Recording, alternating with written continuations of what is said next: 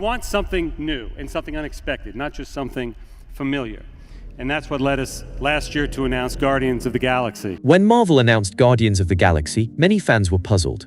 The property wasn't well known outside of comic readers, and its cast of obscure misfits seemed like an extremely massive gamble, even for a studio riding high off the success of the Avengers. Marvel must have seen something in James Gunn that other studios may have missed. A filmmaker who could bring heart, humor, and chaos to a team of outcasts. Hired in 2012, Gunn co-wrote and directed the film, blending his humorous tone and love for flawed characters with the spectacle and polish of a major blockbuster. He took the emotional weight and raw vulnerability he'd explored in Super and wrapped it in a sci-fi adventure with cosmic stakes. Guardians of the Galaxy tells the story of a ragtag group of intergalactic misfits who band together to stop a powerful villain from destroying the galaxy. Along the way, they form an unlikely family, bound not by blood, but by shared pain, purpose, and redemption.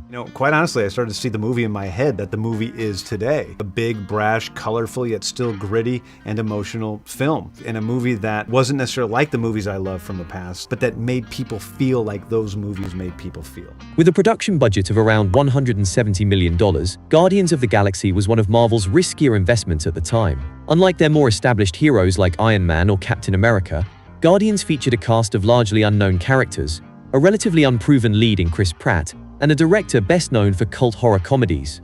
On paper, it wasn't a guaranteed hit, it was a gamble. But that gamble paid off in spectacular fashion. The film grossed over $773 million worldwide, exceeding all expectations and becoming one of the highest-grossing films of that year. With strong international performance, high merchandise sales, home media and licensing deals, the return on investment was enormous, solidifying James Gunn as a blockbuster filmmaker and giving Marvel the confidence to expand its cosmic universe. Guardians of the Galaxy was met with widespread critical acclaim, holding a 92% critic rating, with many critics highlighting James Gunn's ability to balance action, comedy, and genuine emotional depth in a superhero genre that often feels cheesy or pretentious. However, a few critics noted that beneath the irreverent charm, the film still followed Marvel's familiar formula of sky battles, glowing objects, and last-minute heroics.